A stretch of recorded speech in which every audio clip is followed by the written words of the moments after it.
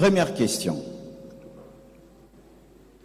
J'aimerais savoir si je dois dévoiler mes sentiments et ma vision à l'égard d'une sœur que j'étais en train d'observer ou carrément laisser tomber, puisqu'au moment où nous sommes devenus proches, elle me confie qu'elle vient de commencer une relation avec un frère sans qu'elle sache mes intentions sur elle.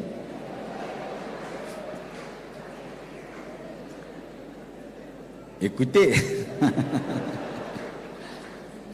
je ne l'avais pas pris au sérieux jusqu'à ce qu'elle me le présente. Et que le frère en question est quelqu'un que je respecte beaucoup.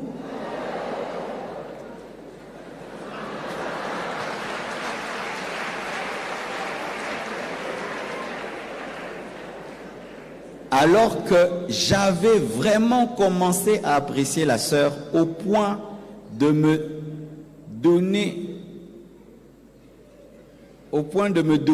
que c'est la personne idéale pour mon avenir. Est-ce que je dois lui dire?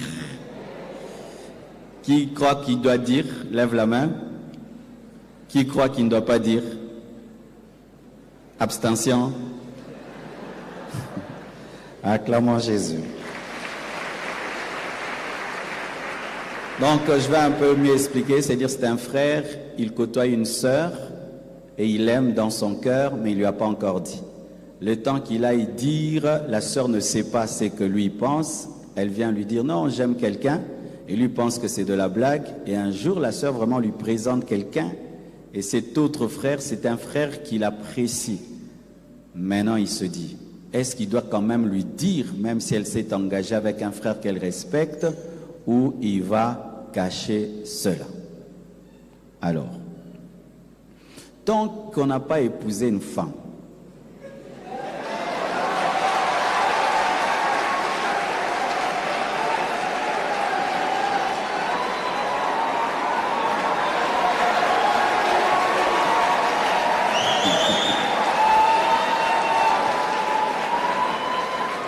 Amen.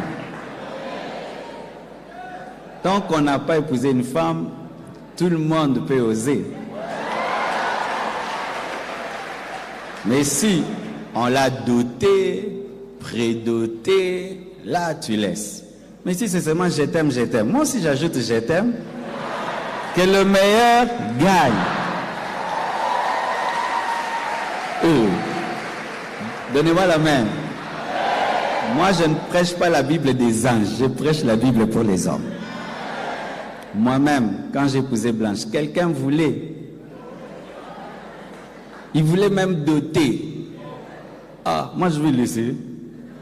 Non, moi aussi. Et le meilleur a gagné. Et aujourd'hui, il y a Tabiri, oracle, chiffre à Shukran. C'est pourquoi voici maintenant ma question. Quand est-ce qu'on laisse? On laisse parce que tu l'aimes seulement normal. Mais quand tu sens que tu n'as jamais aimé une femme comme ça, tu sens qu'une femme comme ça, tu ne la trouveras plus jamais. Et Dieu t'a dit que c'est elle. Comment tu peux laisser facilement comme ça? On ne l'a pas épousée, on ne l'a pas même pas prédotée. Non. On arrangera avec ses frères. On causera. Frère, tu l'aimes, moi aussi je l'aime. Je ne peux pas mentir. Ben, qu'elle choisisse. Vous êtes des frères, non? Vous allez vous haïr pour une femme.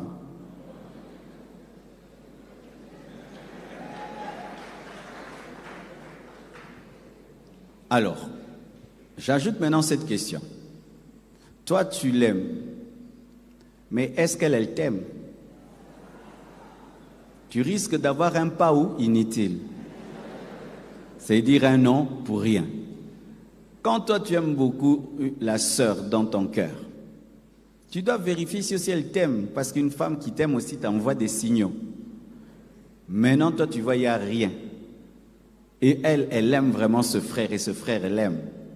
Ben, si tu manques de sensibilité, tu risques d'être humilié pour rien et ça va détruire ta relation avec la sœur. Aussi. Entre toi et ce frère-là, qui est plus proche vraiment de l'épouser? Peut-être toi, tu vas l'amener dans des fiançailles de 5 ans. Mais lui peut l'épouser cette année alors qu'elle a grandi. Il faut la laisser tranquille, que ce frère-là l'épouse. Toi, tu trouveras une autre quand tu y auras. Alors ton cas, comme je ne connais pas en profondeur, c'est un peu difficile, mais avouer son amour à une sœur qu'on aimait et qui vient te parler de quelqu'un d'autre qui vient de l'aimer, ce n'est pas un péché. Maintenant encore, si le frère là que tu respectes, tu trouves que ta relation avec lui est très très importante dans ta destinée, réfléchis aussi, est-ce que tu accepterais de perdre une relation avec ton ami pour la sœur? Si c'est une connaissance vague ou c'est vraiment quelqu'un qui est proche de toi. Et d'autres qui sont très spirituels, qu'est-ce qu'ils vont faire? Il va prier dans le cœur qui se sépare. Comme ça, au moins, quand tu viendras parler, ils ne sont plus ensemble. Alors tu peux faire cette prière. Seigneur, si c'est ma femme, fais qu'il se sépare. Mais si ce n'est pas ma femme, qu'il continue jusqu'au bout, moi j'attends. C'est pourquoi ça dépend du niveau de révélation. Si c'est un amour banal, tu peux faire cette prière-là. Mais si tu as déjà prié et Dieu t'a dit c'est elle, et tu sais qu'en dehors d'elle, toi tu ne veux pas une autre femme, et quelqu'un vient seulement lui dire je t'aime, il y a une semaine ou deux, tu dis ah merci d'avoir dit ça, mais moi aussi je t'aime, mais j'ai hésité de te le dire, mais je te dis aussi, il faut que tu saches. Comme ça au moins tu sais.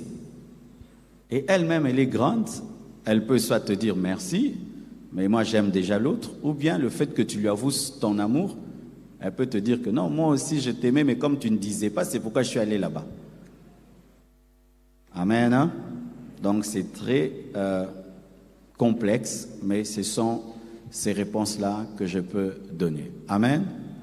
Ça va? Acclamons le Seigneur.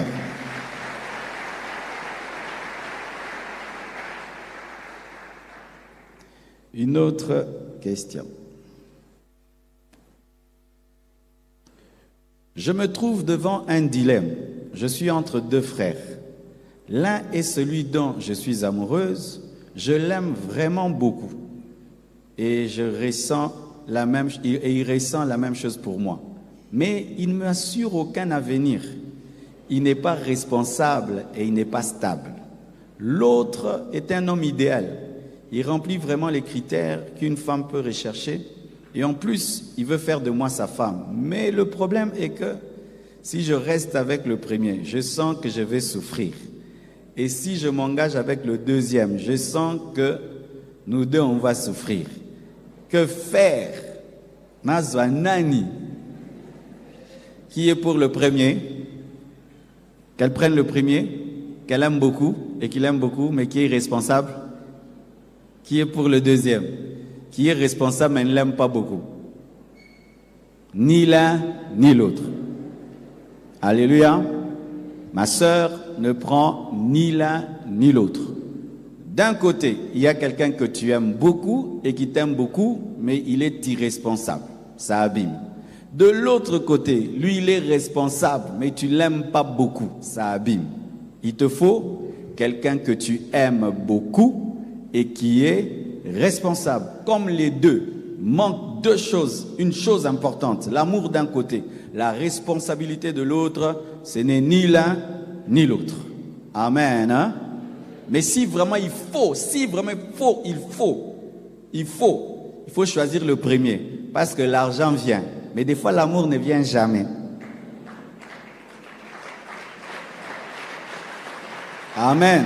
On a vu des gens commencer dans la pauvreté et puis se devenir riches. Mais on a vu des gens commencer sans amour. L'amour, vraiment, c'est un miracle. Donc, il ne faut jamais se marier sans amour, mais tu peux te marier sans beaucoup d'argent. Mais si son irresponsabilité, ce n'est pas la question de l'argent, c'est qu'un problème de caractère, personne entre les deux. Parce que des fois, quand on dit irresponsable au Congo, c'est il n'a pas beaucoup d'argent. Mais non, quelqu'un peut ne pas avoir beaucoup d'argent, mais il est responsable. Il peut se battre avec $200, tu vas manger, tu vas trouver un foyer. Amen. Hein? Mais si c'est vraiment quelqu'un qui est immature, c'est ni l'un ni l'autre, parce que épouser aussi quelqu'un qui t'habille, qui te nourrit, qui prend soin de toi, si tu ne l'aimes pas, tu vas le rendre malheureux. Amen. Hein?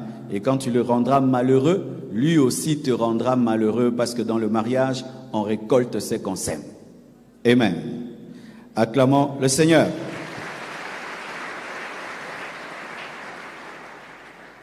C'est comme si je finirais tout avant.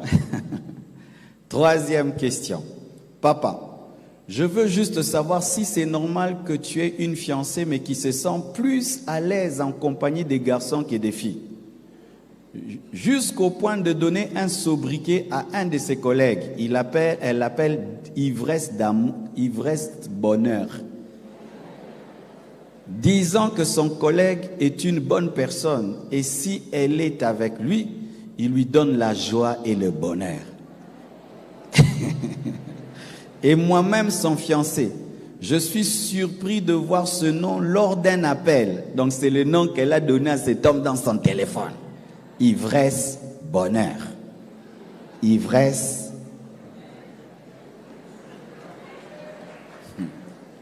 La fiancée dit que c'est juste une relation amicale et qu'il n'y a rien d'amoureux entre eux. J'aimerais savoir si je dois continuer dans cette relation ou pas. Qu'il continue ou pas. Qui est pour qu'il continue? Qui est pour qu'il continue? Qui est pour qu'il arrête? Beaucoup d'arrêt. Qui est pour qu'il observe encore un peu? Acclamons le Seigneur. Alors, voici la réponse. L'amour, l'amitié entre un homme et une femme, c'est possible. On ne peut pas dire que ça n'existe pas, là on ment. Mais c'est rare, mais ça existe. Il y a des hommes et des femmes qui sont amis et il n'y a rien. Il n'y a rien d'impudicité, rien de sexuel, ça existe. Nous connaissons des gens qui ont étudié ensemble et puis ils ont même grandi ensemble. Ils sont des amis, vraiment des amis, hommes et femmes. Ça existe sans que ça se tourne en copinage, en impudicité, en adultère, mais c'est rare. Mais ça existe. Alors, supposons que ça existe. Comment elle peut donner ce nom ivresse bonheur? C'est un nom quand même très tendancieux. Supposons aussi que vraiment il n'y a rien. Alors comment tu vas faire? Demande à ta fiancée de te présenter ivresse bonheur, qui t'enivre aussi de bonheur et de joie. Oui, parce qu'il n'y a rien, non? Comme lui te fait que te faire rire. Qui vient nous faire rire nous deux? Tu dis, non, invite ivresse bonheur qui vienne à la maison, au restaurant, on va se voir. Maintenant, tu sauras et tu pries si c'est bien ou pas. S'il y a quelque chose déjà de mauvais, ivresse bonheur ne viendra pas. Amen. Ou s'il est courageux, tu vas sentir qu'elle est mal à l'aise dans sa présence parce que la conscience dérangera. Donc, fais tout pour rencontrer ivresse bonheur. Alors, si il se fait qu'il y a quelque chose avec ivresse bonheur, il faut rompre les fiançailles. Parce qu'une fiancée qui déjà a des codes avant les mariages, codera d'autres codes. Il y aura chérie de ceci. Ce sera un mauvais signe parce que vous devez savoir que les fiançailles déterminent le mariage. Les fiançailles ratées sont un mariage raté. M'entendez, hein? Ne pensez jamais que vous aurez des fiançailles chaotiques et un mariage extraordinaire faux. Les fiançailles sont le thermomètre de ce que sera le mariage. Souvent même, quand les fiançailles sont un peu chaotiques, le mariage est trop chaotique. Parce que dans les fiançailles, les gens font quand même l'effort de montrer le bon côté d'eux. Alors si c'est cette partie-là où les gens font l'effort pour conquérir l'autre, il y a déjà des tricheries et des tromperies, lorsqu'il n'y aura plus rien à cacher, ça va être x3, x4. Donc s'il y a quelque chose avec ivresse, bonheur, tu arrêtes. Mais si c'est seulement un ami, vraiment un ami qui lui donne la joie, et que toi, tu es un homme qui ne supporte pas que ta fiancée puisse côtoyer un homme, tu dis, ok, selon ta culture, il n'y a pas de problème, mais moi j'ai un problème. Je ne veux pas que ma fiancée côtoie un homme qui l'a fait tout le temps rire. C'est ton droit aussi. Parce que toi aussi, tu peux prendre aussi ivresse, je ne sais pas quoi, femme. Tu vois? Parce que vous devez savoir aussi, c'est que dans les fiançailles, Des fois, les gens sont égoïstes. Non, c'est mon ami, il me fait rire. Ok, moi aussi que je trouve une amie qui me fait rire tout le temps. Oh non, non, pas toi, pas toi. Oh. Mais si toi, tu es à l'aise là-bas avec un garçon, moi, si je suis à l'aise avec une fille, c'est quand tu te rendras compte que des fois, ta liberté est une occasion de chute pour l'autre. Si toi, dans tes principes, tu ne peux pas accepter que ta future soit trop proche des hommes, tu dis, selon mes convictions, vraiment, je ne crois pas en l'amitié entre garçon et fille. Et si c'est une fille qui t'aime, elle sera prête à renoncer à ivresse, bonheur pour toi. Mais si tu vois que malgré que la relation avec ivresse, bonheur peut détruire votre futur mariage, elle tient toujours. C'est bizarre, parce que quand on aime, on est prêt à faire des sacrifices. Oh, maintenant tu dois choisir entre ivresse, bonheur et moi. Oh, j'ai choisi ivresse, bonheur. Oh, là c'est un mauvais signe. Amen. Donc, c'est ça la sagesse par rapport à cela. Je ne dis pas d'arrêter directement ou de continuer. Rencontre, ivresse, bonheur.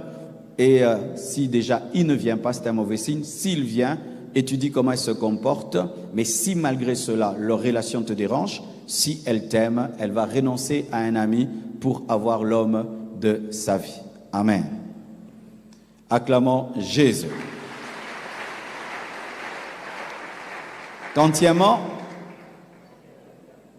Quatrièmement,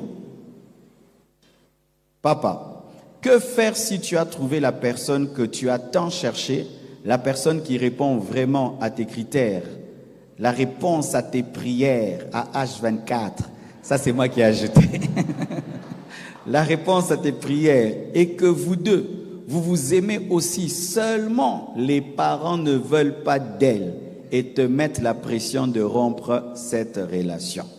Que faire? Il continue, il arrête. Qui est pour il continue? Qui est pour qu'il arrête? Personne. Qui est pour qu'il arrête? Lève la main. Ok. Ça, c'est une question très importante. Alors, tout d'abord, tu dois être déterminé. Tu dois tenir bon. Et tu dois étudier si l'opposition des parents est fondée. Car des fois, quand on est très amoureux, on perd la sagesse et l'intelligence. Ce sont les parents qui peuvent voir que ce garçon ne va pas à notre fille, cette fille ne va pas à notre mari. Mais toi, tu es tellement amoureuse que tu ne vois pas qu'il est aventurier. Tu es tellement amoureux, tu ne vois pas que c'est une femme qui n'est pas de ton niveau. Mais les parents qui t'ont éduqué, qui savent ce que tu vaux, peuvent dire l'amour là a aveuglé notre enfant. On s'oppose. Des fois, ça arrive que les parents sauvent leurs enfants d'un mauvais choix parce que nos parents nous connaissent. Amen. Hein? Imagine mon fils Oracle, il grandit, depuis qu'il est petit, il dit « moi j'aime une femme vraiment propre, j'aime une femme propre ».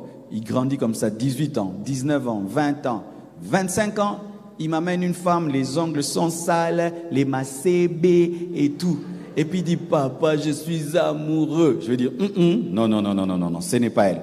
Toi, je te connais, tu aimes les femmes propres. Ça, c'est quoi là? Ça, c'est l'envoûtement ou quoi? Je vais m'opposer. Je suis pasteur, mais je vais m'opposer. Pourquoi? Je sens que là, l'amour a aveuglé mon enfant. Et donc, ne pensez pas que toujours les parents s'opposent dans la chair. Des fois, ils s'opposent pour nous sauver. Moi, mes parents m'ont sauvé des mauvaises décisions. Donc, il ne faut pas dire toujours que Satan entre dans mes parents, ils sont contre moi. Fais très attention, ils ont l'expérience de la vie. C'est que toi, tu ne vois pas aujourd'hui. Ils savent que des hommes comme ça, ils sont comme ça. Les femmes comme ça sont comme ça. Alléluia. Faites très attention, respectez la sagesse des parents. Parce que demain, toi aussi, tu seras parent. Mais je ne dis pas que les parents ont toujours raison. Des fois, les parents ont tort. Ce sont ces parents qui disent que ma fille doit épouser seulement un millionnaire. Un homme vient, il est intelligent, il est sage, il est bien, la fille est bien. Ah non, une fille de famille riche, de famille riche. Quand c'est la cupidité, ça c'est mal. D'autres familles, ils n'aiment pas que les enfants se marient, les filles. Pourquoi? Pour faire la prostitution. Si elles se casent, il n'y aura plus d'argent. Là, on peut s'opposer. D'autres, on a appris même un père qui est le mari de nuit de ses filles. Lui s'oppose au mariage parce qu'il est déjà le mari de ses filles. Là, c'est bizarre. D'autres, ils sont tribalistes. Ah, cette tribu-là, cette tribu-là. Mais le monsieur n'est pas de votre tribu, mais il est un bon homme qui peut te rendre heureuse, une bonne femme. Là, ce ne sont pas des raisons valables. Mais si les raisons des parents, c'est du genre, il n'est pas responsable. Cette fille ne t'aime pas. Ce garçon te manipule. Tu t'engages trop tôt. Est-ce que tu le connais vraiment? Toi, tu es une chrétienne. Comment tu veux épouser un païen? Ce garçon est païen. On entend des mauvaises choses sur ce garçon. Et quand les parents parlent comme ça, ce sont des bons arguments. Alléluia. Alors, est-ce que quelqu'un peut arriver jusqu'à venir ici à l'église être béni alors que ses parents ont refusé la dot, ont refusé la bénédiction? Non, d'abord, l'église ne marie pas les gens. L'église bénit les mariages des familles. Si ton père ne te marie pas, moi je ne peux pas te marier parce que tu n'es pas sorti d'un arbre, tu es sorti de quelqu'un que tu dois honorer. Alléluia. Ainsi, vous devez savoir que si vous n'avez pas la bénédiction de vos parents, ne venez pas à l'église. Sinon, c'est une mauvaise réputation que vous donnez à l'église. Ma fille, je la fais étudier, elle devient une grande femme et elle prend la décision d'épouser quelqu'un. Moi, je trouve que c'est un voyou. Toi, le pasteur, tu le bénis. Tu ne l'as pas envoyé à l'école, tu ne l'as pas nourri. Non, c'est mauvais. Ce n'est pas parce qu'on est l'église qu'on doit détruire les familles. Amen. Hein? Quand est-ce que l'église peut bénir un mariage malgré les oppositions, l'opposition des parents? C'est lorsque le papa, il dit non, ma fille sera prostituée. Là en tant que pasteur, je sauve la fille. Ou le parent dit non, moi ma fille doit épouser qu'un milliardaire, il veut vendre son enfant. Là, ou ma fille, j'ai fait un pacte avec le diable, jamais ceci. Là, mais si les raisons sont valables, ou les parents disent nous voulons réfléchir. Ils se sont rencontrés il y a un mois, ils veulent se marier déjà. Les choses vont vite. Notre fille doit d'abord étudier. Notre fille doit d'abord ceci. Notre garçon doit d'abord trouver le travail avant de se marier. Parce que s'il se marie sans travail, c'est nous qui allons nourrir. Là, ils ont raison et on ne peut pas bénir un tel mariage. Et écoutez aussi, lorsque vraiment un mariage est dans la volonté de Dieu, Dieu se bat pour ce mariage. La Bible dit que le cœur du roi est entre les mains de Dieu, il le penche à gauche selon qu'il veut. Tu penses que le cœur de ton père, de ta mère n'est pas dans les mains de Dieu? Prie Dieu qui convainc tes parents. On a vu, moi je connais même un serviteur de Dieu, sa mère traitait même sa femme de sorcière. Elle est sorcière, elle est sorcière. Il vient me dire, pasteur, moi je n'ai pas vu la sorcellerie dans ma femme, mais la maman dit, elle est sorcière. Il a prié et j'ai dit, si ta maman continue à le dire, moi je ne peux pas bénir. Parce que c'est aussi une servante de Dieu. Jusqu'à ce que Dieu a ouvert les yeux à la maman, elle a vu que ce n'était pas une sorcière et cela s'est bien passé. Quand une histoire vient de Dieu, Dieu combat pour cette histoire. Amen. Donc, comprenez mon équilibre. Voyez-vous qui coupez. Si vous coupez mal ma réponse là, vous créez un problème, n'est-ce pas? Bozomo bimbaya, réponse. Amen. Parce que vous dites, si le pasteur. Donc, même quand je te parle comme ça, prends tous mes équilibres. On peut se marier sans l'autorisation dans des cas exceptionnels. Mais en général, il faut se marier avec la bénédiction des parents. Amen. Et vous savez aussi, des fois le nom de Dieu se cache dans le nom des parents.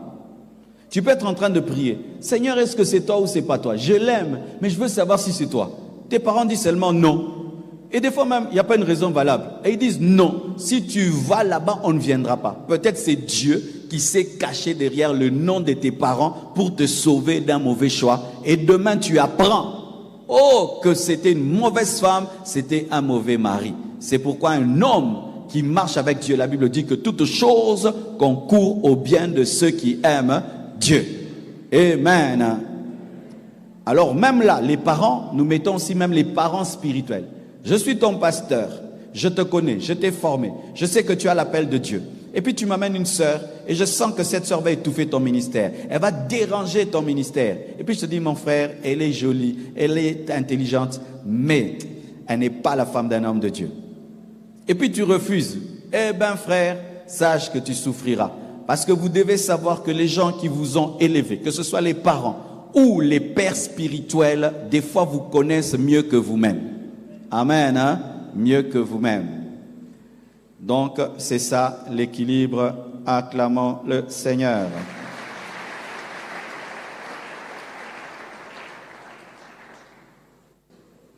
Ah, j'allais oublier. Alors, d'autres, lorsqu'il y a opposition, c'est des fois, Dieu veut voir si vraiment tu y tiens. C'est pourquoi s'il y a opposition, il ne faut pas lâcher directement.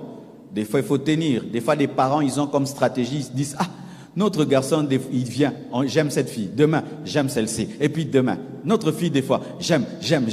Peut-être c'est encore le loenge. On s'oppose. On va voir si vraiment il tient à cette fille ou elle tient à ce garçon. Et ils s'opposent pour voir ta détermination. Et ils disent non pendant 1 mois, non pendant 1 année, 2 ans, mais tu tiens. Ah, là, cette fois-ci, vraiment, il est amoureux. Ça, c'est sérieux. On peut aller parce que les parents aussi, des fois, ils ont honte d'accompagner leur garçon ou leur fille dans une aventure. Alléluia. Et sachez que lorsque tu te maries sans la bénédiction des parents et qu'ils avaient raison, tu sais le problème que tu auras. Le jour que tu auras des problèmes dans ton couple, tu auras honte d'aller chercher tes parents parce qu'ils te diront, on t'avait dit non. Ainsi tu vas souffrir. Et si ton conjoint sait que tu t'es marié sans la bénédiction de tes parents, il va utiliser ça. Il sait qu'il peut te faire du mal, tu n'as pas où accuser. Il va te couper de ta famille, te couper de tes parents spirituels, de tes parents dans la chair, parce que tu auras honte d'aller vers eux, parce qu'ils t'auront déjà dit, nous on était contre. C'est pourquoi faites très attention, parce que se marier sans la bénédiction des parents divise des familles pour toujours. Hein. Il y a des filles, des garçons qui se sont mariés, même s'ils ne venaient pas, j'ai mon Dieu, et puis tu te coupes. Les jours que tu as tes enfants, ils ne connaissent pas leurs grands-parents, ils ne connaissent pas leurs oncles, et tu vas vivre dans ton coin perdu, alors que nous sommes des animaux sociaux qui avons besoin de vivre en famille. Un jour, tu envoies tes enfants voir mémé, un jour mémé va voir les enfants, ça fait partie de la vie des enfants, donc soyez prudents, ne soyez pas des amoureux têtus. Des fois, Dieu nous parle au travers des oppositions, mais des fois aussi, c'est Satan. Aussi, il y a des tribus ou des coutumes où les parents disent « Non, on ne veut pas ce garçon, nous on avait choisi celui-là, n'est-ce pas ?» Alors, mes frères et sœurs, il arrive des fois que les parents choisissent bien, mais il arrive aussi qu'ils choisissent mal. Si ta famille te choisit un homme, et toi tu ne l'aimes pas, tu as le droit de refuser. Amen. Parce qu'on ne se marie pas pour plaire aux parents, on se marie d'abord pour Dieu et pour soi-même. Alléluia. Nous, on avait choisi que notre fille va épouser votre fille et vous grandissez ensemble et puis un jour, mariez-vous. Non. S'il n'y a pas l'amour et la volonté de Dieu, même si les parents veulent, ne le faites pas. Il y a un faux verset biblique qui dit que les parents sont les dieux de la terre. Ça n'existe pas dans la Bible. C'est un verset de glossaire ou d'Apocalypse 800 verset 1000. Et un verset biblique. Parce que les parents aussi peuvent commettre une erreur sur son enfant. Il te dit, étudie la mathématique, mais toi tu es fait pour la médecine. Et il peut te dire, épouse Jean, alors que ce n'est pas Jean, c'est Jacques. Lorsque tes parents parlent dans la sagesse de Dieu, tu fais. S'ils ne parlent pas dans la sagesse de Dieu, tu ne fais pas. Parce qu'il y a des gens qui se sont mariés parce que papa a dit, maman a dit, mais aujourd'hui, ils sont malheureux. C'est pourquoi j'aimerais dire, chers parents, fais très attention. Si tu imposes à ton enfant un conjoint, assume les conséquences. Lorsqu'il souffrira, il viendra pleurer chez toi. Je ne le voulais pas, c'est vous qui le voulez, parce qu'il est riche, parce qu'il allait vous aider, parce qu'il allait vous soutenir. Maintenant, vous avez des maisons, vous avez des voitures. Moi, je souffre. Ou aussi, parents, lorsque ton enfant aime, et c'est un enfant, aime quelqu'un, et cette personne est bien, ne t'oppose pas par trop de caprices. Parce que certains parents, vous avez fait rater même les mariages de vos enfants. Et l'enfant, par la grâce de Dieu, a quelqu'un qui va l'épouser. Non, pas elle, pas elle. Vous voulez un enfant, un conjoint parfait, une femme parfaite pour votre garçon, un garçon parfait pour votre fille. Et puis ce garçon part. Et plus jamais quelqu'un ne revient. Et votre fille vieillit à la maison. Elle pleurera en votre nom.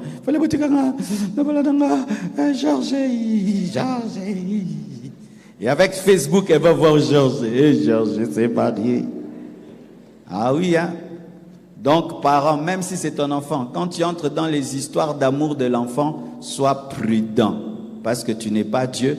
Peut-être c'est la seule occasion qui est venue frapper à sa porte et tu fais rater ça. Ou tu lui fais rater un garçon sérieux et elle tombe sur un aventurier qui le fait souffrir. Elle va pleurer en votre nom. C'est pourquoi même quand on venait aussi même me voir, pasteur, je vais épouser tel.